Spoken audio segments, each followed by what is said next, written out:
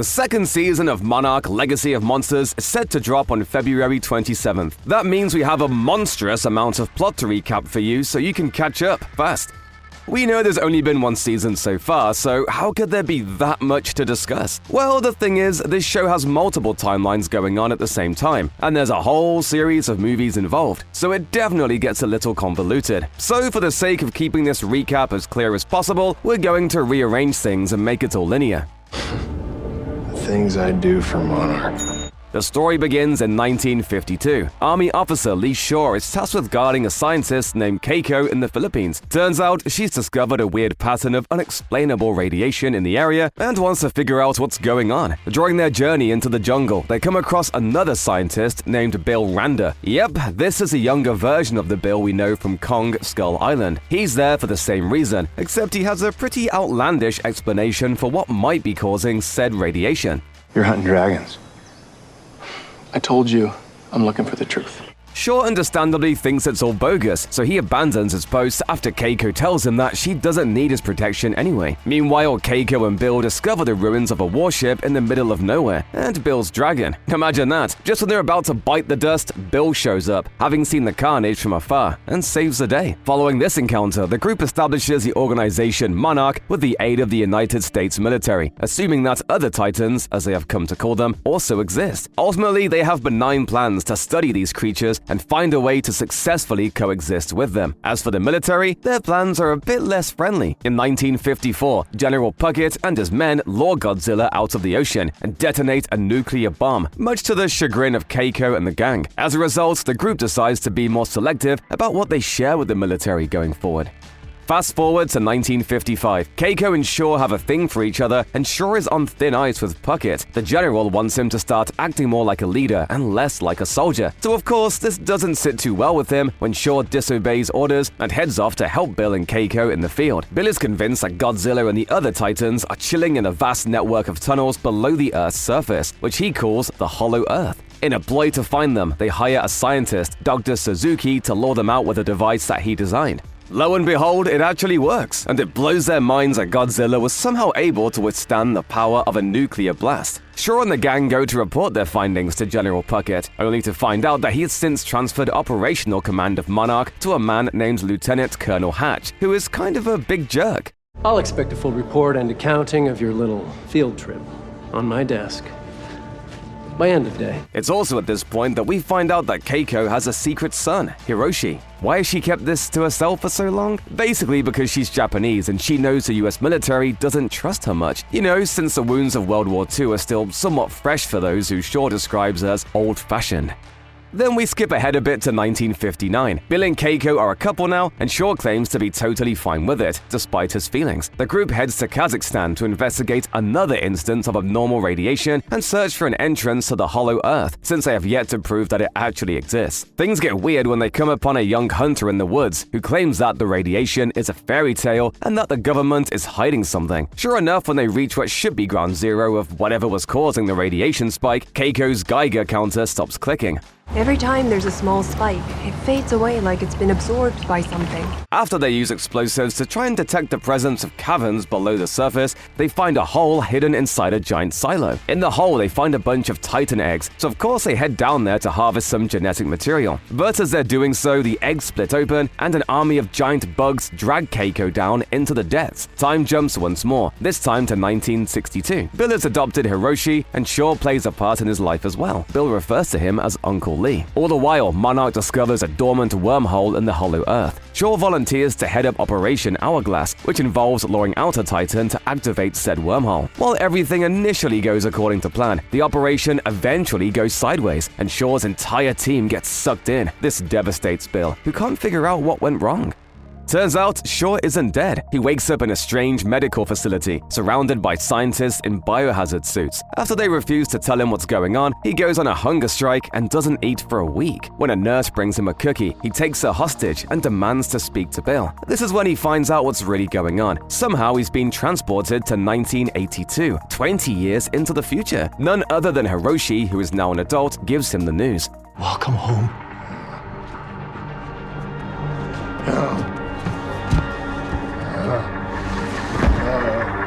When Bill comes to, he tells Hiroshi what exactly went down after they got sucked into the wormhole. They ended up in an in-between world that is somehow different from the Hollow Earth. Not long after they set out to document the terrain, they were attacked by a titan. After it killed everyone but Shaw, it flew through the wormhole and took him with it. Hiroshi tells Shaw that he thinks his father was crazy and lost himself, which of course alludes to the 1973 expedition on Skull Island that ultimately resulted in his death. Though Hiroshi admits that no one can explain what happened to him, Shaw is branded as crazy as well and sent to live out his days in an institution under constant surveillance. Let's jump forward a few decades to G-Day, that is Godzilla's rampage through San Francisco as depicted in the first MonsterVerse movie. Hiroshi's daughter, a teacher named Cate, finds herself in the wrong place at the wrong time, inside a school bus on the Golden Gate Bridge with her students, just as Godzilla is beginning his tear through the city. She's only able to save a few kids before the bus falls into the water below, leaving her with some serious survivor's guilt. After an emotional goodbye, Hiroshi disappears after traveling to Alaska. Tell your mom I love her. I love you both. It seems that Hiroshi didn't love Cate's mom that much. When Cate travels to Japan a year later to put her dad's financial affairs in order, she discovers that he has a second family there. After an awkward introduction, Cate's half-brother, Kentaro, shows her to Hiroshi's office, where she learns that both her father and her grandfather, Bill, were once involved with Monarch. In their search for more information, the half-siblings bring Kentaro's hacker friend/ex, May, into the mix to try and make sense of everything. Their actions don't go unnoticed, as Monarch pencil pusher Tim is informed of their snooping and sets off to locate them with his partner, Michelle Duval. Hey, how's your Japanese? When Kentaro returns to Hiroshi's office, he learns about Shaw's extended stay at the Futaba resting home. Tim tries to intervene now that the trio knows too much, but they manage to get away from him. Kentaro brings Cate and May to the assisted living facility where Shaw is being kept, which is specially designed to keep him captive. He seems pretty glad to have visitors. I didn't know Hiroshi even had a daughter. Well, I didn't know he had a son. Turns out he was good at keeping secrets. Shaw gives them two choices: leave and deal with Monarch on their own, or break him out of captivity and head to Alaska. They choose the second option, escaping the facility in a rather dramatic fashion. Shaw, Cate, Kentaro, and May can't exactly waltz into Hanade Airport and board the next plane to Anchorage, so they escape Japan by sneaking onto a ferry heading for Korea. They make it as far as customs, where they get flagged for their lack of passports. Thankfully, they have a man on the inside, Shaw's old buddy, Duho, who has a plane to take them across the Pacific. That's convenient. We're going all the way to Alaska in that? Don't think of it as old. Think of it as vintage. May figures out that Hiroshi was visiting locations that Bill thought were places of interest. Once they pinpoint exactly where to go, they arrive in the Alaskan tundra, where they find the ruins of the plane Hiroshi used to get there, along with an abandoned camp. They soon realize where there isn't anyone left. The area is home to a vicious mole-like titan called a frost vark. It feeds on thermal energy, meaning that it can instantly freeze things and people without even touching them. Duho is turned into a human popsicle, and the others are forced to find shelter in the icy wasteland. When Shaw finally realizes that the Titan has a heat-based diet, he comes up with the idea to light a bonfire to lure it in, so they all have time to escape. A Monarch employee catches wind of the spike of radiation caused by the Frostvark's appearance, radiation originating from underneath the Earth's crust. Monarch Deputy Director Natalia Verdugo is briefed on just how dangerous this new development is. The last time anyone saw readings like this was right before the last emergence event, from Jajira and Yucca Flats, before G-Day. Kentaro makes the frankly inadvisable decision to go solo, eventually coming across what was once a radio station used by Hiroshi. He calls for a helicopter, which arrives just as the Frostvark catches up with the others. Shaw's plan ends up being a bit more explosive than he accounted for, but it still gives them enough time to get to the chopper. It takes them out of harm's way and straight to a Monarch outpost. As Monarch interrogates the group in their Alaskan facility, it becomes clear that it's not just the organization that has secrets. Turns out that May has been spinning a web of lies to her friends, like the fact that her name wasn't always May. Born Cora Mateo, May was hired by Applied Experimental Technologies in 2012 to develop tech that would benefit humanity. At least that's what she thought she was hired to do. When she hacked her own employer and learned that her code was being used to perform painful, unethical experiments on monkeys, she corrupted AET's computer systems, resulting in millions of dollars worth of damages. I have to go away. I have to disappear. I love you so much. She used her sister Lyra's passport to flee the United States, changed her name to May, and remained undetected by Monarch until she got roped into the Randa's plan. May is confronted with the truth by Michelle, but instead of informing her superiors, the Monarch operative offers May a deal that would benefit them both. Keeping her true motives hidden, Michelle suggests that May, Cate, and Kentaro be released, with their movements closely tracked. Shaw has to stay behind, of course. Instead of going back to Tokyo, the three decide to go to San Francisco to look for evidence of Hiroshi's whereabouts at his American workstation. Backup family, backup office. Worth a shot, right? There's one snag though. The office is in the portion of San Francisco that Godzilla destroyed, which is heavily guarded by armed soldiers. The trio stays with Kate's mother, Caroline, who agrees to help sneak them into the disaster zone. After a couple close calls with guards, the trio makes it to their destination, where they find a map showing the path that Hiroshi planned on taking between locations of interest. San Francisco. Alaska. Africa. Before they can head back to the airport though, May decides that she's had enough. She calls Michelle and agrees to a deal in exchange for a way out. After getting confirmation from May, Michelle breaks Shaw out of Monarch custody. She reveals her tragic backstory. Her sister Sandra was killed when a Muto destroyed a nuclear power plant in the Japanese city of Janjira back in 1999. She's not exactly happy with how Monarch has handled everything since then, so she's looking for someone new to lead the anti-Titan effort. I think it's you. Does that make me crazy? Shaw and Michelle link up with the others in San Francisco before setting off to the Algerian desert. When they arrive at the exact coordinates, they finally find the man that they've been looking for this whole time. Hiroshi doesn't get the chance to reunite with his kids though, as he just lured the nearest Titan to his location with the same device that Dr. Suzuki invented back in 1955. As Hiroshi makes a frantic escape, Godzilla decides to pay the group a visit. He saw me. Yeah, he did. Godzilla doesn't feel like sticking around, which means that Shaw and the others have to track him in order to stop Monarch from doing anything drastic. Unfortunately, Monarch is already working on it, as May informed them of the group's precise destination. Yes, I sold us out. And I'm the reason that they found us. The only way out is through. The Randas refuse May's apology and head off to go find their dad once again. After the Africa escapade, May is kidnapped in Algeria by her former boss, Brenda Holland. Cate and Kentaro initially think that Tim and Michelle are behind her abduction, but Tim convinces them otherwise. They find May's real family in Tacoma, Washington, and learn about her secret past from Lyra. This revelation leads them to the AET building, where May is being held. To gain access to the building, they trigger a false Titan alert. Meanwhile, Brenda offers May a choice to totally wipe her slate clean if she spies on Monarch for her.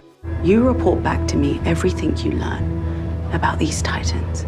When Cate and the others find her, she spills the beans and tells them that she didn't care about helping them find Hiroshi in the beginning. She was just using them because she thought it would help her wipe the slate clean herself. But now that she's out of options, she tells them to just leave without her. After they oblige, the group is swept up by Verdugo, who's a little miffed about Tim bailing to help find May. Cate makes her an offer. The group will help her find Shaw if she helps extricate May from Holland's grasp. Verdugo agrees, and May is given a second chance. To deal with the fallout of the false Titan alert and provide an explanation, Tim convinces Verdugo to finally reveal Monarch's existence to the world. While all this is going down, Shaw and his cohorts head to a remote Monarch base in Alaska and take it over. Dr. Barnes is in the bathroom when they bust in, so she's able to make a call and alert Verdugo. Turns out Shaw chose that base because it houses a whole bunch of explosives that he needs in order to blow up a rift and seal the hollow earth shut for good. All right, let's bring the roof down on these things once and for all.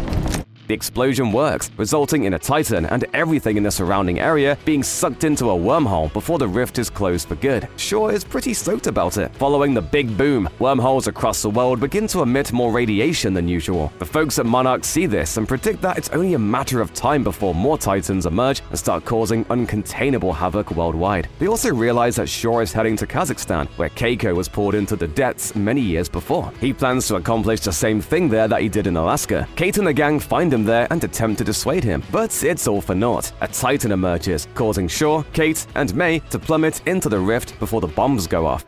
After the explosion, Monarch is able to rescue Kentaro and Tim. Though Kentaro is devastated by the loss of his friends, his mother, Amiko, gives him a pep talk and convinces him to keep searching for them. Once he leaves the hospital, he finds Hiroshi in his office. His father is obviously consumed by his work and reluctantly admits that he should have explained himself to them long before all the madness began. When Kentaro tells him that Cate is gone, he breaks down, unable to believe it. After shaming him for being a sad, lying secret man, Kentaro bails. Enjoy the much-deserved guilt trip, bud. Meanwhile, Dr. Barnes discovers a pattern during her study of the various radiation hotspots across the globe. There's one in particular that's acting a bit differently than the others. She believes it's a message of some kind. We find out what this message is when we check back in with Shaw, Cate, and May, who are all pulled into that liminal world that exists between the hollow earth and the surface, Axis Mundi. Shaw finds May and gives her a rundown of the place, since he's been here before.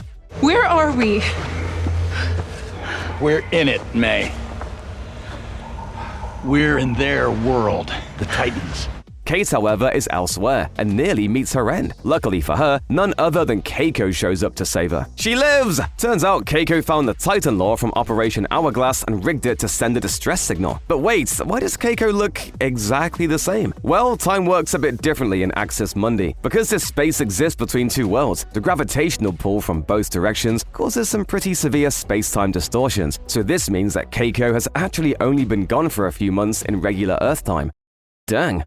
When Keiko reunites with Shaw, she's devastated to find out how much time has actually passed, and she's even more devastated when she learns that Bill died during his expedition to Skull Island. He's gone. He died a long time ago.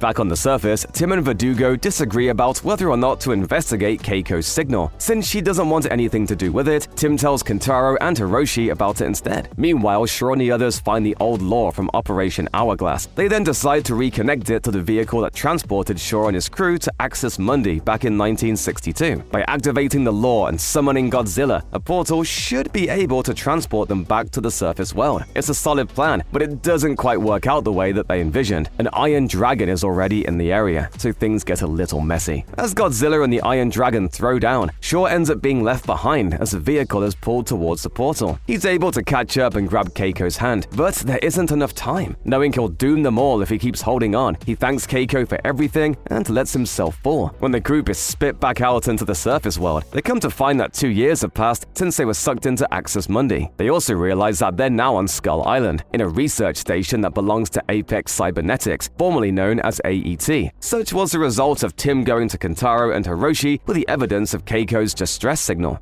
Brenda. What are you doing here?